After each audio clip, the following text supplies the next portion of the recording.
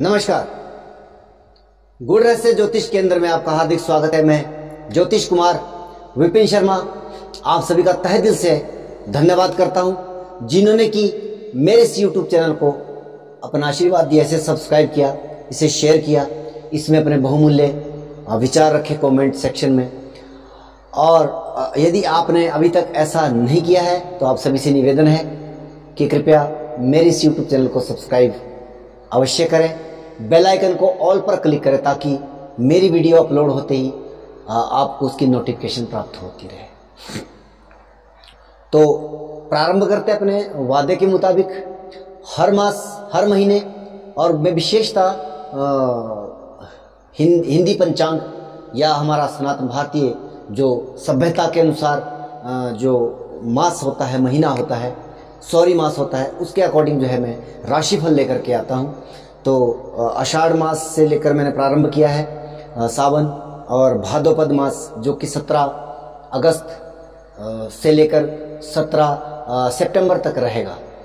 तो यह जो है मास कैसा जाने वाला है, 12 की 12 राशियों की चर्चा इसमें निश्चित तौर पर होगी। उससे पहले आप सभी का हार्दिक धन्यवाद। मेरा अभी रक्षाबंधन के ऊपर विशेष वीडियो जो है वो मैंने अपलोड किया और उस पर आप सभी ने बहुत आशीर्वाद मुझे प्रदान किया, इसके लिए हार्दिक धन्यवाद। आगे इस भाद्रपद मास में जो विशेष त्यौहार होंगे, कब होंगे, कैसे होंगे, कौन सी समय में होंगे, उसके ऊपर भी मेरे वीडियो जो है आते रहेंगे। उन सभी जो है सभी चीज़ों के लिए आप जो है मेरे इस YouTube चैनल को आपको सब्सक्राइब करना होगा। वीडियो को अंत तक देखना आपके लिए आवश्यक होगा ताकि कोई विशेष महत्वपूर्ण जानकारी आप जो है वो मिस न कर जाए। प्रारंभ करते हैं। सबसे पहले भाद्रपद मास की फलश्रुति।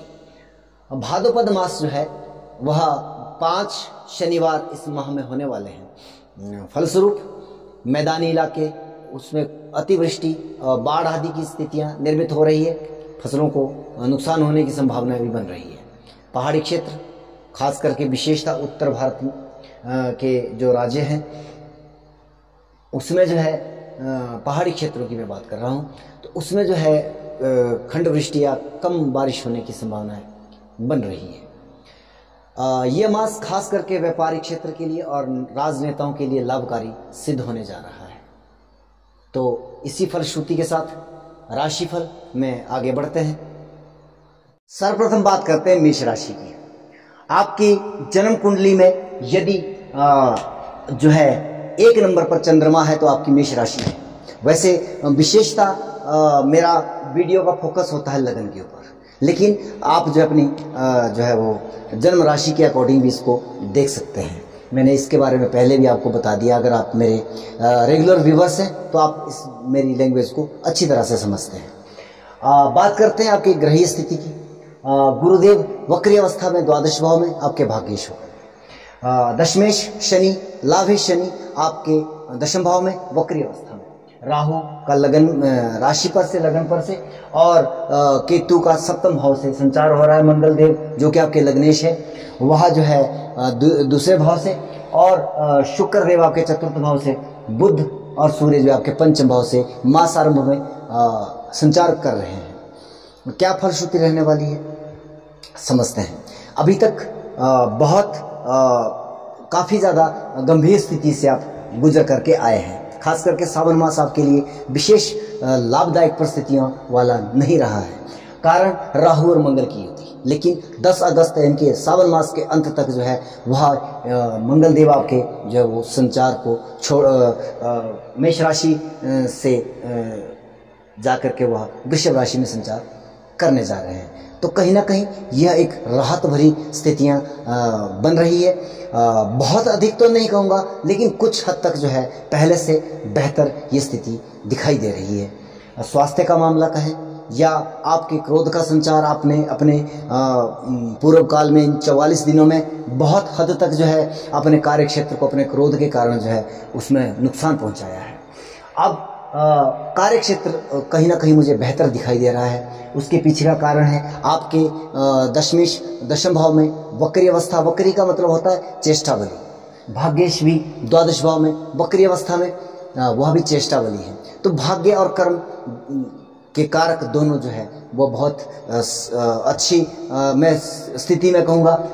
कर्मेश की भाग्येश पर दृष्टि, तो कहीं ना कहीं कर्म के माध्यम से आप अपने भाग्य को बदलने का प्रयास कर रहे हैं, करने में आप अब सफलता की ओर बढ़ सकते हैं इस मास में।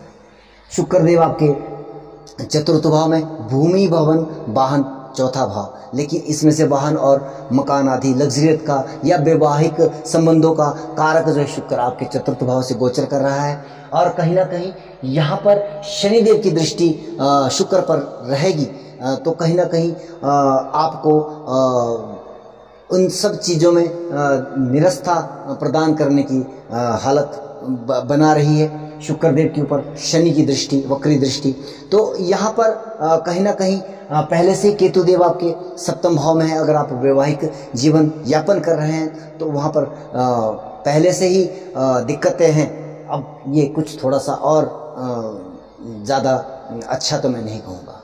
कहीं ना कहीं आप जो है अपने जीवन साथी के साथ कनेक्ट नहीं हो पा रहे हैं, खास करके पुरुष वर्ग के लिए, तो वहाँ पर कुछ प्रॉब्लम है। तो हालांकि ये युति, ये दृष्टि संबंध जो है काफ़ी ज़्यादा लंबे समय तक तो नहीं रहने वाला है, लेकिन यहाँ पर भवन वाहन आदि की स्थितियों को बेहतर मैं कहूँगा। अगर आप जो है आपकी दशाएं अंतर्दशाएं चतुर्थ भाव से संबंधित चल रही है तो आपको नए वाहन या नए मकान की प्राप्ति की संभावना इस मास 31 अगस्त तक जो है वो दिखाई दे रही है। हालांकि शॉर्ट टर्म की बात है, लेकिन अगर आपने पूर्व से प्लानिंग बनाई है और दशाएं अंतर्दशाएं अनुकूल है, बात मैं तब की करूँगा। ऐसा नहीं है कि अचानक 10-15 दिनों में ही इतना बड़ा घटनाक्रम घट जाए। हालांकि वाहन के लिए तो संभव हो सकता है कि आप जो है वो 10 दिन के अंदर या 20 दिन के अंदर जो है वो योजना बना करके ला सकते हैं, क्योंकि आज के समय में बहुत सारी व्यवस्थाएं हैं। तो हमें कहीं ना कहीं उस चीज़ों को भी समझते हुए चलना चाहिए। सूर्यदेव पंचमेश आपके पंचम भाव में संचार कर रहे हैं। शिक्षार्थियों के लिए बहुत अच्छा समय है, बुध देव का साथ मिल रहा है। कहीं ना कहीं पंचम भाव अच्छा हो गया। संतान की ओर से कोई ना कोई खुशखबरी या अच्छी न्यूज़ आपको प्राप्त होने वाली है। लेकिन नौकरी पेशे वाले जातकों के लिए 20 अगस्त तक का समय थोड़ा सा अनुकूल नहीं कहा जा सकता, लेकिन 20 अगस्त के बाद कारण उसके पीछे की छठे भाव का स्वामी आपके पंचम भाव से संचार कर रहा है, अपने से द्वादश जो है संचार कर रहा है। तो यहाँ पर नौकरी पेशे वाले जातकों के लिए कहीं ना कहीं समस्याएं मुझे दिखाई दे रही थी। बुध देव जब छठे भाव में आ जाएंगे, ये स्थितियाँ जो है वो बिल्कुल नॉर्मल तरीके से आपके साथ अनुकूल परिस्थितियाँ निर्मित हो जाएगी। 31 अगस्त के बाद शुक्र देव भी यहाँ पर संचार कर जाएंगे। तो यहाँ पर वैवाहिक जीवन में कुछ हद तक बेहतर मैं कह सकता हूँ स्थितियाँ निर्मित हो रही है। विवाह भाव के स्वामी और कारक वो अपने से लाभ भाव में संचार कर रहे हैं। तो कहीं ना कहीं अब जो है कुछ गृहस्थ जीवन में आपके अनुकूलता दिखाई दे रही है, जो पिछले कुछ समय से आप आपस में लड़ाई झगड़े वाली जो सिचुएशन बन रही थी, छोटी मोटी नोकझोंक चल रही थी, उसमें अब आपको रिलीफ मिलने की संभावनाएं बन रही है। लेकिन प्रेम संबंधों को आपको सतर्कता से निभाना होगा, क्योंकि मैं उनकी बात कर रहा हूँ जिनका भी विवाह नहीं हुआ है और वो प्रेम संबंधों में रिलेशनशिप में है, तो वहाँ पर थोड़ा सा सावधानी बरतें, क्योंकि अनुशासनता वहाँ पर आपको दिखानी होगी। अगर आप अमर्यादित तरीके से प्रेम संबंधों में हैं, निश्चित तौर पर आपके लिए ये समय अनुकूल नहीं कहा जा सकता। बात करते हैं वृषभ राशि की।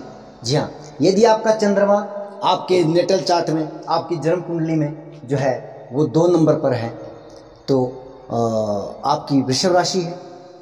आप उसको, अगर आपका प्रथम भाव में 2 लिखा है तो आपका वृषभ लगन है। आप जो है दोनों प्रकार के जातक जो है इस वीडियो का जो है वो अंत तक देख सकते हैं, क्योंकि ये वीडियो आपके लिए है। पिछले कुछ समय से आपको अनिद्रा जैसी स्थितियां निर्मित हो रही थी, कारण राहु और मंगल आपके द्वादश भाव में संचार कर रहे थे। अब कुछ हद तक उसमें राहत मिलेगी। आप अपनी अब जो है थकान या नींद्रा जो है आप पूरी कर सकते हैं। लेकिन मंगल का संचार लगन में हो रहा है, कहीं ना कहीं आपको क्रोध का संचार यहाँ पर अपने क्रोध पर आपको अंकुश लगाना होगा, जो कि आप एग्रेशन या हालांकि आप ऊर्जावान रहेंगे इस मास में, पूरे मास भर ये आपके अंदर एक पॉजिटिव जो एनर्जी रहेगी वो एक बहुत बेहतर आपके लिए काम कर जाएगी, लेकिन आपको क्रोध पर काबू रखना होगा। लाभेश लाभ भाव में वक्री अवस्था में एक श्रेष्ठ स्थिति है, नो डाउट, इसमें कोई संदेह नहीं है। लाभ की परिस्थितियाँ निर्मित हो रही है। भाग्येश भाग्य स्थान पर भाग्येश और कर्मेश शनि वक्री अवस्था में चेष्टा बली है। बलवत अवस्था में भाग्येश और कर्मेश का होना अपने आप में गोचरीय व्यवस्था में एक बेहतर परिस्थितियाँ निर्मित कर रहा है। दशाएं अंतर्दशाएं अगर अनुकूल है, कार्य क्षेत्र में अधिक लाभ होने की संभावना यहाँ पर दिखाई दे रही है। लेकिन लग्नेश आपके शुक्र देव जो तीसरे भाव से, तो आपको मेहनत अधिक करनी पड़ेगी। मैंने पहले कहा कि दौड़ धूप वाली सिचुएशन जो है वो बरकरार रहेगी। आप ऊर्जावान रहेंगे तो अधिक दौड़ धूप आपको करनी पड़ेगी, लेकिन यह परिस्थितियां केवल 31 अगस्त तक रहेगी। उसके बाद शुक्र देव जो चतुर्थ भाव में संचार कर जाएंगे। चतुर्थ भाव में चतुर्थेश सूर्य के साथ पंचमेश बुध संचार कर रहे हैं। बहुत बेहतर स्थिति। चौथा भाव आपका बहुत अच्छा वर्क कर रहा है। कहीं ना कहीं चौथे भाव से संबंधित जैसे वाहन, मकान, भूमि आदि से लाभ प्राप्ति की संभावना है। नया वाहन खरीदने की संभावना बन सकती है, खास करके जब शुक्रदेव 31 अगस्त को यहाँ पर आ जाएंगे और बेहतर ये परिस्थितियाँ निर्मित हो जाएगी। और बुध देव आपके 20 अगस्त को जो है वो पंचम भाव से संचार करेंगे। कुल मिलाकर के वृषभ राशि के लिए यह मास बहुत अच्छी और बेहतर स्थिति लेकर के आ रहा है। ये दशाएं अंतर्दशाएं आपकी अनुकूल चल रही है। निश्चित तौर पर यह मास आपके लिए लाभकारी परिस्थितियां, शिक्षार्थियों के लिए शिक्षा की अनुकूल व्यवस्था और अनुकूल जो है वो स्थितियां निर्मित हो रही है। पढ़ाई में बच्चों का मन लगेगा। कहीं ना कहीं अगर चतुर्थ भाव की बात करें तो नया वाहन, मकान आदि की जो है वो योजना बन सकती है या आप ले भी सकते हैं। तो इन सभी चीज़ों की छठे भाव से केतुदेव संचार कर रहे हैं। बेहतर शत्रुहंता योग बन रहा है। बहुत बढ़िया आपके लिए यह रहने वाला है। बात करते हैं मिथुन राशि, मिथुन लगन के जातकों की। अगर आपके नेटल चार्ट में, आपकी जन्म कुंडली में चंद्रमा आपके 3 नंबर पर अंकित है तो आपकी राशि मिथुन है। अगर आपका एक भाव में 3 लिखा है आपकी लगन कुंडली में तो आपका लगन मिथुन है। आप दोनों प्रकार के जातक इस वीडियो को देख सकते हैं। आपके लिए क्या कुछ लेकर के आया भाद्रपद मास। सबसे पहले गोचरीय व्यवस्था, राहु आपके लाभ भाव में संचार कर रहे हैं। वर्ष आरंभ से लेकर के वर्ष अंत तक जो है वो रहने वाले हैं।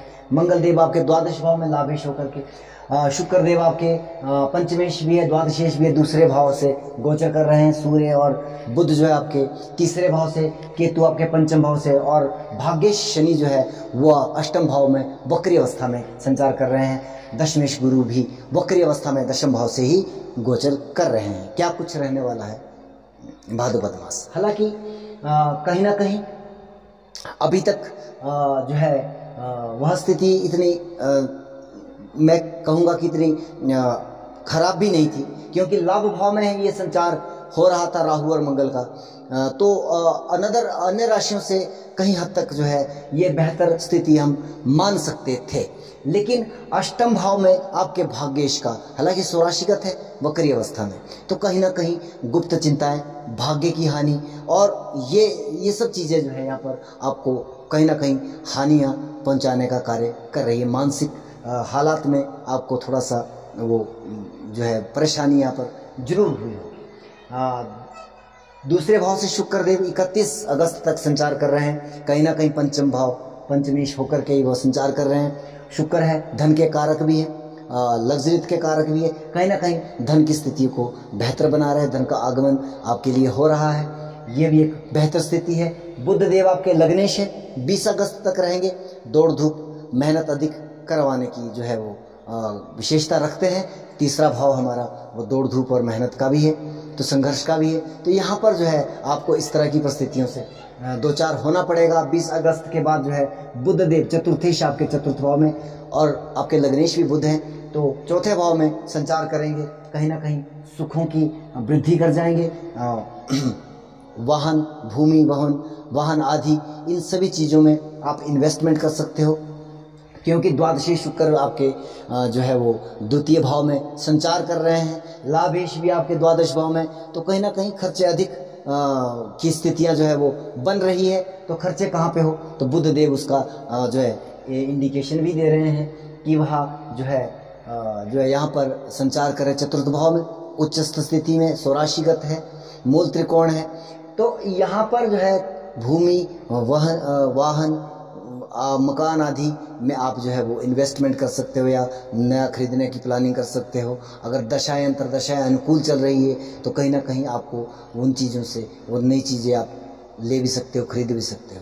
तो इन सभी चीज़ों का ऑल ओवर तरीके से देखा जाए, दसम भाव में दशमेश का वक्री अवस्था में, बलवत अवस्था में, तो कहीं ना कहीं कार्य क्षेत्र में जो है वो वृद्धि की स्थिति भी बन रही है। लेकिन भाग्येश का जो अष्टम भाव से गोचर हो रहा है, तो कहीं ना कहीं पिता के स्वास्थ्य को भी यहाँ पर संभालना होगा।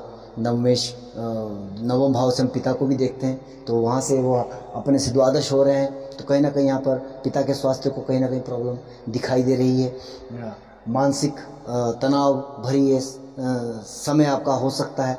तो आप जो है इन सभी चीज़ों से दो चार हो सकते हैं। लेकिन ऑल ओवर परिस्थितियाँ जो है, हाँ, कहीं ना कहीं मिथुन राशि, मिथुन लग्न के जातकों के लिए मंगल द्वादश भाव में है, और द्वादश भाव में जब क्रूर ग्रह या संचार करता है तो कहीं ना कहीं आपकी शैया सुख में प्रॉब्लम आती है। निद्रा की स्थिति को जो कम से कम इतना नकारात्मक प्रभाव तो आप कह ही सकते हैं केवल गोचर के माध्यम से। अधिक भी हो सकता है 12वें भाव से हम जैसे विदेश यात्रा की बात करते हैं या हॉस्पिटलाइजेशन की, कारागार आदि। लेकिन वो इतनी बड़ी बातें जो है केवल एक गोचर के ऊपर नहीं कहा जा सकता। जब आपकी कुंडली हमारे सामने होती है, उसकी दशाएं अंतरदशाएं होती है, तब हम उसके बारे में अधिक बात कर सकते हैं। अभी केवल हम इतना ही कह सकते हैं। हाँ, अगर दशाएं अंतरदशाएं 12वें भाव से संबंधित और नकारात्मक चल रही है तो परिस्थितियाँ कुछ भी हो सकती है। आपका स्वास्थ्य भी गिर सकता है, आप हॉस्पिटल में एडमिट भी हो सकते हो। इस तरह की स्थितियाँ तब निर्मित हो सकती हैं। ऐसे ऑल ओवर परिस्थितियाँ ठीक ठाक रहेंगी। जय सिया राम। वीडियो को अंत तक देखने के लिए हार्दिक धन्यवाद।